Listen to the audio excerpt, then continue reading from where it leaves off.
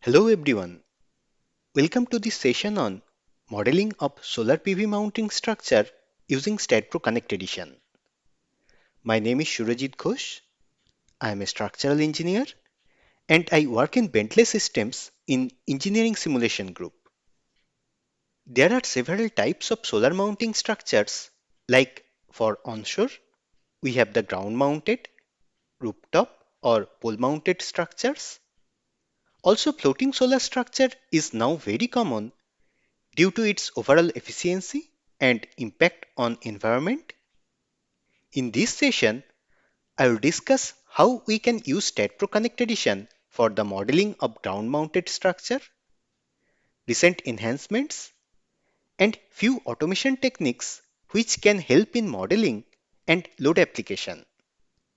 Also, how to assign custom cold-form sections for analysis and design purpose. So, let's start. In my discussion, I will cover only ground-mounted solar structures, but you can easily correlate this to the rooftop solar. The modeling, analysis, and design techniques are same, but for rooftop solar, we need to consider few extra load components for safety of the mounting structure and overall building. That part I will not cover due to time restraint. This is actually the largest solar plant located in Morocco, Noor Power Station. Though conventional PV cells are not used here for power generation. In this project, heliostat is used along with the central receiver tower and also the parabolic truss solar collector. These systems use mirror or lens for power generation instead of PV panels. As you can see, a complex pole and truss system is used to support the mirrors. Well, I am not going to discuss this. Just want to inform you that STAAD is well capable of handling any type of solar projects, including these parabolic truss solar collector structures. I have generated this model in STAAD with FEM, and you can see the stress contour generated from a wind load combination. Whether you model only the supporting truss system or the entire mirror using FEM, you can easily analyze and design the structure in STAAD without any problem. In India, we have only one such project in Rajasthan. But in future, if you want to design this type of solar structure, you can use STAAD. Back to my main topic.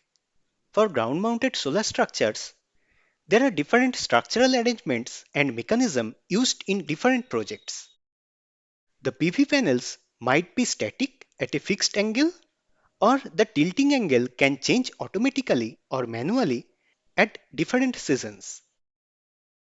Whatever is the arrangement that needs to be modeled properly, as the applied load, especially the wind load, varies depending on the inclination.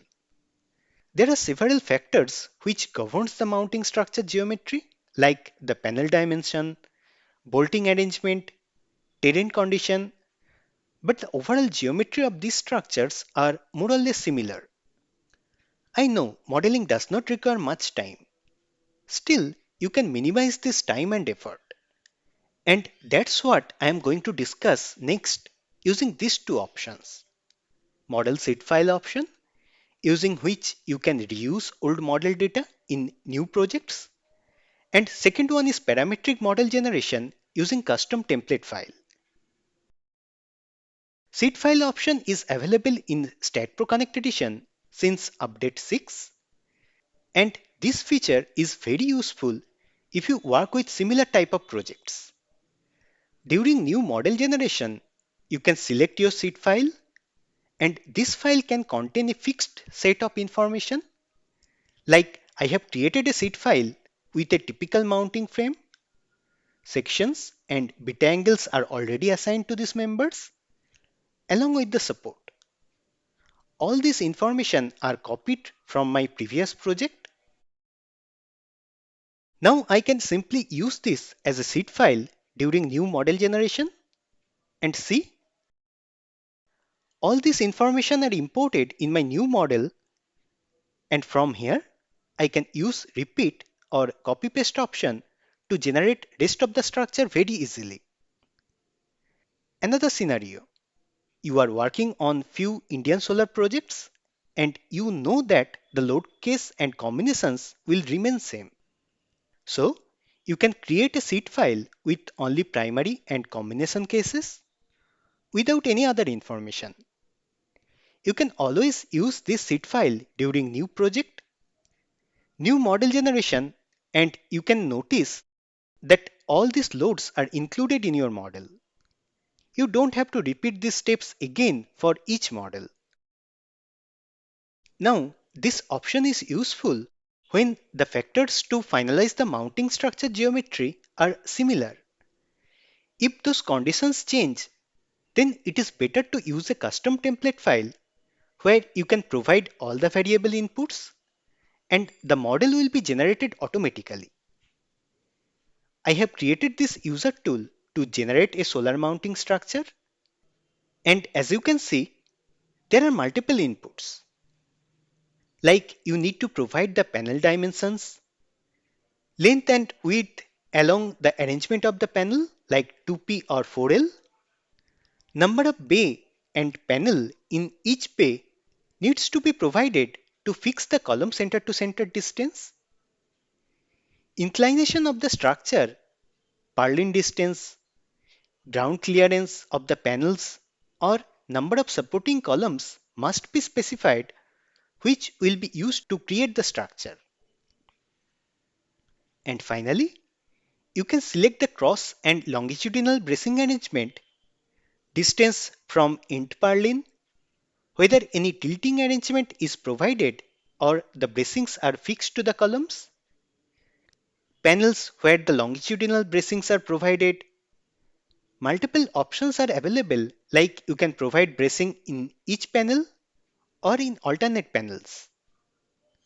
Once you specify all these inputs along with the support information, you can simply click on the Generate tab and the entire STAAD model will be generated.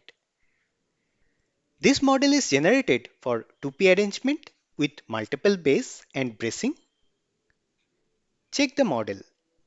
You can notice that the panel length is considered properly along with the clear distance to fix the overall dimension of the structure. Also, the cross bracings are created with tilting arrangement.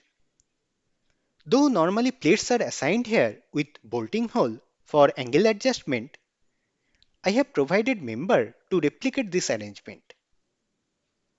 After model generation, if you want to change the inclination angle or say the panel dimension along with the bracing arrangement, you can simply delete everything from this model or create a new file, specify the new input values in the template file, like I am going to change a few inputs from here, and once again run the code with the modified inputs.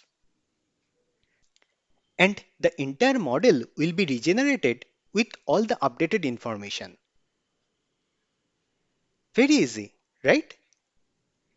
In a couple of seconds, you can generate the entire structure, and also it is flexible. And not only that, this template can further be modified to add additional project specific inputs, section assignment maybe, or custom member group. If you want, you can alter the template entirely as per your requirements. A VBA code with few OpenStat functions are running in the background, which is linking these Excel inputs with our STAAD model. Using the OpenStat functions and proper logic, you can utilize the complete power of STAAD in your solar projects. So, this is the 8-bay frame model with 19-degree inclination generated using this template file with single column and cross bracings. Longitudinal bracings are provided at alternate spans. I am going to use this model in my next segment for section and load assignment process. Next, I want to discuss another important modeling aspect, section assignment. In most of the solar projects, cold form sections are used in the mounting structure. These sections are cost effective, lightweight, easy to assemble, and can be customized easily inside, which makes them a perfect choice for mounting structure. Instead, 11 standard cold form steel database are available, like we have American, European, British, and Indian database. This Indian cold form database refers to IS811 1987 code, and section list along with the property values are copied from this code. Multiple shapes are available in the Indian cold form database like angle, channel, head section, Z with lips. You can select and assign any section from this library, and that section can be designed using IS801 code. Just one information. IS801 code supports member design only for some specific cold form shapes like channel, hat, Z-purlins, tube or pipe sections. This list of sections covers most of the shapes which are normally used in a solar project. Problem occurs when you try to design any user-defined section instead using any cold form design code. IS811 database is very old, and several new sections are now available in the market and used in different projects. Say in your solar project, your section provider supplies few sections with custom dimension which are not from the IS811 database. For hot rolled section, we can easily define any custom section from user table or section widget, but those sections are treated as hot rolled section and no option is available to define it as cold form section. So design is not possible using any cold form design code, and an error message is reported for this. AISI code can design user table sections with a note if the sections are angle, channel, pipe, or tube, but not for the other shapes. So, what is the solution for custom cold form section design? You need to modify the standard database and add these sections directly in the standard library. Say, I want to design this head section with custom dimension. I have already mentioned that user table is not an option to define this custom cold form section for design, though analysis is possible. To design this, I need to add this in any standard cold form database. For this case, in Indian section library, I can launch section database manager from specification page. This is the central location from where you can modify or add any section in the standard library. I can browse to the cold form database, expand this, and you can notice all the available shapes for Indian database are listed here. From here, I can simply open the head section table. Existing section properties are listed in this table, and I can add a new section by unlocking the table, add a row below, and finally specify the new section information. STAAD section name must be similar to the other sections and section dimensions which are normally supplied by the vendor. Along with the dimension, property values are also required. And if you know different property values, you can specify in the table. Else, you need to calculate this manually. Some property values are internally calculated during analysis and design, like section modulus, warping constant, or radius of gyration. And if you don't know, you can specify this as 0. But area and inertia values are mandatory, and it might be time consuming to calculate these values manually. There is an easier solution. We can create the head section in section widget using plates, just like any hot rolled section. This is very easy. Just add few plates with proper dimensions and then open the report file to check the property values. See, all properties including area, inertia values, section modulus, even the centroid distance are reported here, and I can simply copy paste the values to the database table. If your vendor supplies the sectional drawing in DXF format, then you can skip this step and directly use the DXF file for property calculation. You can use the free sketch mode to import that DXF by providing proper unit system and then generate the report to check the properties. In this mode, we can also draw the section using grid or outer dimension. Even root or toe radius value can be assigned at different corners, which is then used for property calculation. This mode is very useful for property calculation of any arbitrary shape, and you can utilize this for custom code form sections.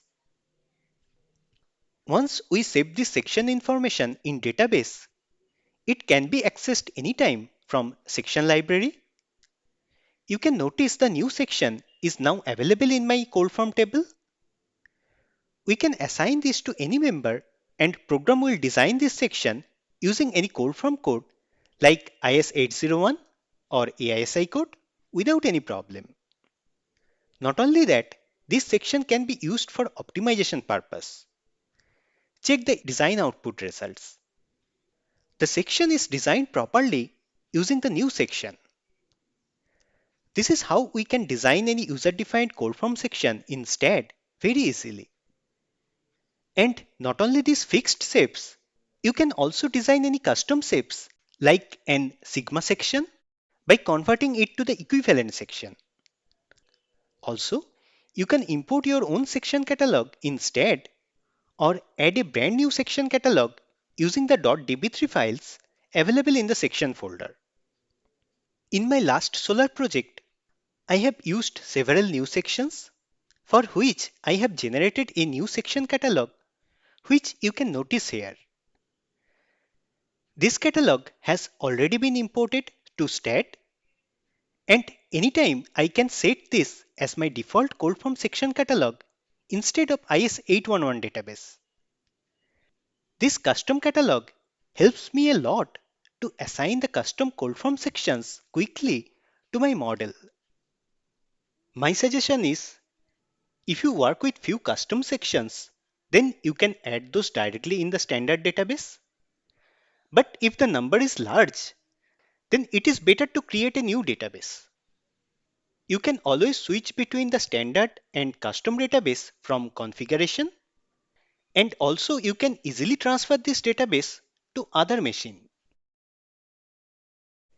Next, I want to discuss about application of different types of loads on solar structure. In general, for any solar mounting structure, three types of loads are considered for analysis: dead and live load as gravity load, and wind load as lateral load. Cold form solar mounting structures are very lightweight. The combined weight of solar panels along with the self weight of the members are very nominal compared to any other type of structure. Hence, the effect of seismic force is not considered during analysis. As seismic mass is very small, so base shear and generated seismic forces are nominal, and seismic force never governs for any small or medium level solar structures. Well, if you consider a rooftop solar, then you might need to consider the seismic effect on mounting structures, but for ground mounted structures, often it is ignored. Application of gravity load on these mounting structures is very easy. Load from the dead and live components can be applied directly on the member as UDL. Also, you can apply as one or two-way floor load. Depending on your project requirements and structural geometry, you can select the better approach. In recent version of STAAD, two additional options are available for load application on inclined floors. First one is the inclined floor load option. This option must be used when a floor load is applied on a set of members that form an inclined panel. for solar mounting structures, you can simply switch on this checkbox to properly apply the floor load on inclined panels. You can also create a floor group with all relevant members which carries the load and use that group for floor load application. In this way, you can ignore some of the members during load generation from a particular load. There is another option, the inclined nodal load option, which has been introduced in Connect Edition. This is very useful when you try to apply a nodal load perpendicular to the inclined floor. Previously, to apply an inclined load, we need to calculate the force components in global axis and then apply the load. But with inclined nodal load option, you can skip this part. No need to calculate the horizontal and vertical load components. Rather, you can simply define the reference line of load application using any existing node number or relative coordinate values, and program will apply the inclined load accordingly on that node. You can notice how the inclined nodal loads are applied normal to the plane of the panel. The most critical load for any solar structure is the wind load. When wind is applied on this type of open structure, it tries to drag and uplift the entire structure, and as the structural components are very lightweight, the effect of such uplifting force is very crucial for the overall safety. So, wind load should be applied properly on the solar structure to consider the most critical wind effect during member or foundation design. We know that wind intensity varies along height. Near ground, it is minimum and gradually increase depending on the K2 value, as you can notice from table 2 of IS875 code. For a ground mounted structure, due to its low height, wind intensity is comparatively less than any rooftop solar structure, but still it is crucial. How to apply wind load on solar mounting structures? Well, in different countries, different approach are followed, but the basic concept is same whether you use ASC 7 code or IS875 Part 3 code. The frictional drag and uplift needs to be considered along with direct force on the members. Also, solar structures are installed in an array. Hence, the flow pattern change due to the presence of other panels. For accurate analysis, the effect of obstructed wind flow should be considered. In most of the large-scale solar projects, the dynamic effect of wind along with the wind turbulence is also considered. Due to short time, I am not going to discuss all these details. I will only cover how we can consider the wind load in simpler way. If you look at IS 875 Part 3, no specific information is provided how to apply wind load on solar mounting structures. In clause 7.3.3.3, code suggests how to apply wind load on freestanding structures, and this condition is very close to the solar structures. So, in general, table 8 for freestanding monoslope group is used to calculate the wind coefficients. I know few organizations use lattice tower rules to apply wind load on solar mounting structures, but I believe this approach neglects few important conditions, hence the results might not be accurate. As per code, pressure coefficients for inward and outward direction should be calculated from table 8, and these values are used to calculate the load in y direction normal to the panels. Solidity ratio is considered as 0 as there is no obstacle present under the panels normal to the wind direction. These y load components should be combined with wind loads from respective horizontal direction with force coefficient 1.3. Instead, we don't have any wind load autogeneration option. You can manually calculate all this load magnitude. create 6 different load cases, 2 in each global axis, and then apply the loads as nodal load or member load. This is time consuming. Also, you need to repeat this process for each model with different dimension and slope. To minimize this effort, you can use this type of custom template file. Let's quickly go through the inputs and check how this code generates wind load on solar structure. I have created this template only for the latest version of IS875 Part 3 code. Some general inputs are required to calculate the height versus design wind pressure value, like the city where the structure is located, class of structure, terrain category. If you are not sure about any input, you can check that from the tooltip option where I have included the snapshot of the relevant clause. Currently, Annex C to calculate the topography factor K3 is not implemented, and for any slope greater than 3 degree, you need to manually input the K3 factor. This code can handle multiple types of structures like pitched roof, warehouse or factory set building, cladded building or monoslope roof, which I am going to use for solar structures. Few structural information is also required like the overall dimension of the structure, center to center distance of purlin and truss or column. Finally, to add the wind load in STAAD model, load information should be provided. For this model, I have already generated the primary load cases from the seed file. So I can simply enter the load case numbers for each direction. Else this code generates new primary load case for each direction. Also, I want to apply the wind load in X and Z direction as a program generated load. And in vertical direction, I can add this either as a nodal load or an UDL. I'm going to use two different options just for demonstration. Now, this structure will behave like an open structure if wind is applied from Z direction and minus X direction. But for plus X direction, as there are solar panels, so it is not an open structure. The range can be specified once and it will be used for overall wind load generation.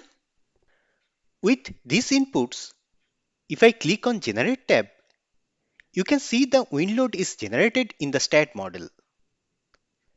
Let's check the STAAD file. The wind definition is created with height versus intensity data. Load from X, Y and Z directions are added to the model. From plus X direction, wind load is applied on the panels and then transferred to the members. And from minus X or Z direction, wind load is applied directly on the members as UDL as open structure option is selected. Finally, inward and outward wind loads are generated as a nodal load and applied at proper location. These loads are calculated and applied on the model following the coefficients mentioned in Table 8. These loads are combined using the load combinations which I have already imported from seed file. See how easy it is to apply the wind load automatically using this template file? And if you change anything in the model, this load can be generated again with the modified inputs. In this context, I want to inform you that this is not the only way to apply wind load on a solar mounting structure. There are several other approaches by which you can apply wind load. You can manually calculate all force components and apply directly on the members. Also, you can consider the dynamic effect of wind on the structure. I have discussed this method as this is widely used in the industry and very easy to include in the model. But for your project, Depending on the project requirements, you need to finalize the wind load application method on the mounting structure. And also, you need to consider other loads like snow or flood load if required, depending on the project location. These types of loads are not commonly considered. That's why I have not discussed in this session. With this, I am concluding my session. Thanks for watching.